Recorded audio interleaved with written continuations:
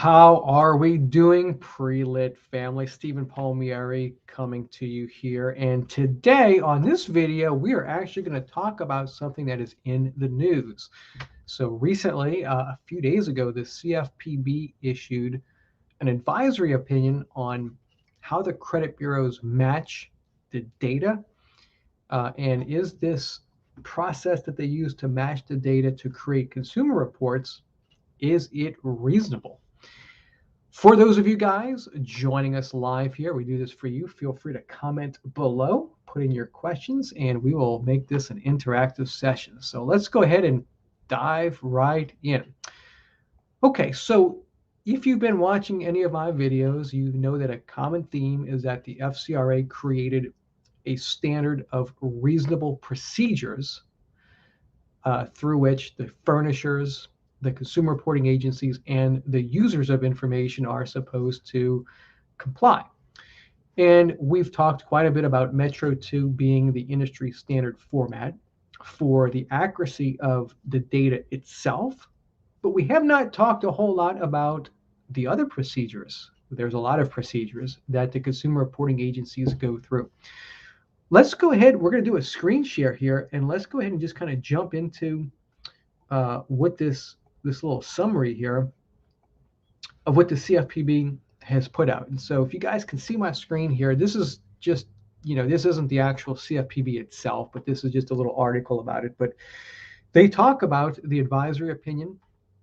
So basically the CFPB, obviously they're the regulator that regulates credit bureaus, and an advisory opinion is when the regulators go out and create kind of a sort of informal, formal proclamation on something. It's like, well, it's not a regulation and it's not the law, but here's kind of how we think things should work. So if you are a company that we regulate, this advisory opinion, you may want to take it as some sort of guidance. So that's kind of there. So, okay, let's see here. We've got, my goodness, we're getting interactive here. Damien Estevez, you are here. All right, rock on, man. Good. Glad you're here. So let's go ahead and jump into this thing. So again, we talk about Metro 2 format as being the standard for reasonable procedures for assuring maximum possible accuracy. But what about when the credit report is actually created?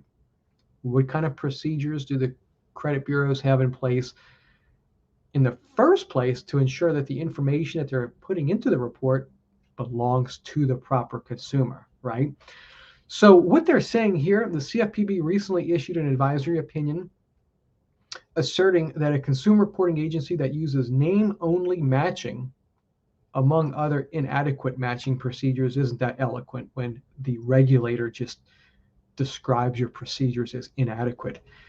When they use name-only matching among other inadequate matching procedures in preparing consumer reports, this does not satisfy the FCRA's requirement that a CRA use reasonable procedures to assure maximum possible accuracy, okay? And that multiple additional elements beyond the names may be required, right? Address, social security number, birth date, the more, the merrier. Okay, so let's kind of just take a look at this, right? We talk about the FCRA in 1681 EB. It does require reasonable procedures to assure maximum possible accuracy. This literally is the language of the law. And we say that Metro 2 is the bridge that connects reasonable procedures to maximum possible accuracy. It is their data format, but we have not talked a lot about, well, what if they put somebody else's trade line altogether in?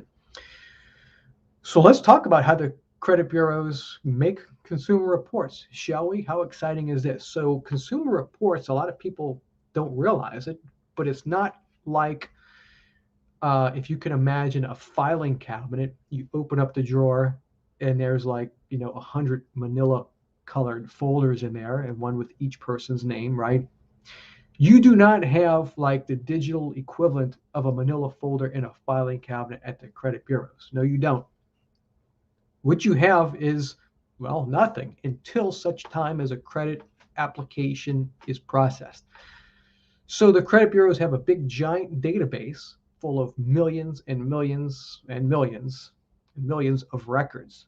And each one of these records, a Capital One record, a Bank of America record, They all have key identifiers associated with them, which are identifiers of consumers: names, addresses, social security numbers, date of birth, or however many of those they can get.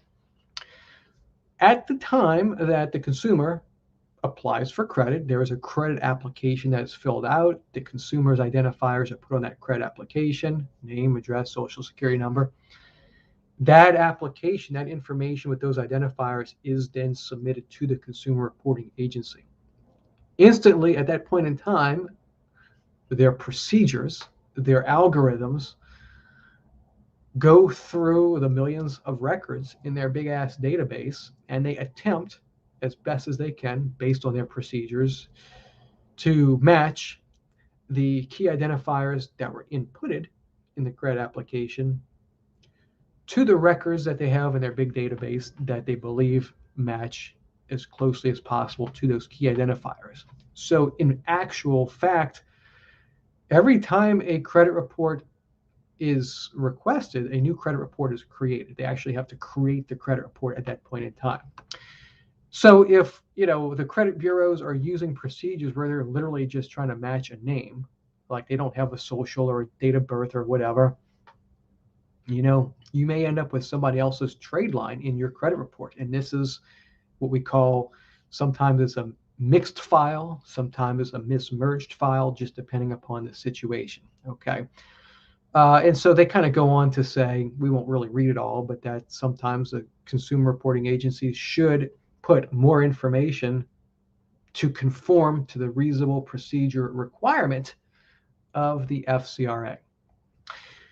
So why do I find this interesting? And hopefully you do as well. It ties to the common theme of the FCRA requiring reasonable procedures. And, a lot of people just don't really fully grasp that concept. They're just kind of like, well, the information's inaccurate, and they didn't fix it, and I'm upset. Well, did you send them enough information to trigger their procedures to be reasonable? Now, in this case here, if we have a client that has a mismerged or a mixed file, this is something where you can now have a better understanding of how this could have happened. Do they have names, addresses, social security number combinations that are similar to other people as well? So the takeaway here for those of you guys watching this is that do not underestimate the structure, the framework of the FCRA being a procedure-driven statute. Right here you have an advisory opinion created by the big bad government regulator, the CFPB. And they're saying right here, your procedures are unreasonable with respect to matching data and creating credit files as it relates to your maximum possible accuracy requirement. So as we're trying to put together credit dispute letters, looking at credit reports, if you're a credit repair organization or even a consumer working on your own stuff, don't just look at that maximum possible accuracy clause. Remember that reasonable procedures are part of it. And then when you send that dispute to the credit bureau, remember that they're not supposed to reinvestigate. They're supposed to have reasonable procedures to reinvestigate. So if you just send them approve it or remove it and you don't like the results, you probably have nobody to be angry at but yourself. However, on the other hand, if you send them a really solid dispute, telling them that their data is wrong, and especially if you can give them supporting documentation, whether it's their own credit report that shows the jacked up data, how hard is that to give them a copy of their own jacked report? Not too hard. We just have to not be lazy when we put our disputes together. Or if you have other documents directly from the furnisher or other things, affidavits from the consumer, not these credit sweep type affidavits, but legitimate affidavits where the consumer is stating that perhaps it's not their account and it legitimately isn't, or that the data is wrong and it legitimately is. There's a lot of ways that you can put together a really good dispute to where when they don't just conduct an investigation, but they're supposed to conduct a reasonable investigation, you can have a much stronger basis to take your case, to take your file to a consumer protection attorney and say, hey, I did my job. They didn't do theirs. I'm asking you to do your job now, Mr. Consumer Protection Attorney or whomever. So that being said, appreciate all you guys for watching this. If you like this and find it educational, check out creditrepairtrainingcourse.com where I have a lot of information about my monthly training course, $99 a month. We have a lot of CRAs that are in there, help you realize how you can dispute with furnishers, how you can use the industry standard as the basis for assessing accuracy, and also how you can actually operate out of the shadows using a power of attorney. So that being said, I appreciate all you guys for being here. I do not see any other questions on this one. Damien, thank you for the hey once again. You guys take this information, go out into the world, do something amazing with it, and I will see all of you on the next video. You all take care.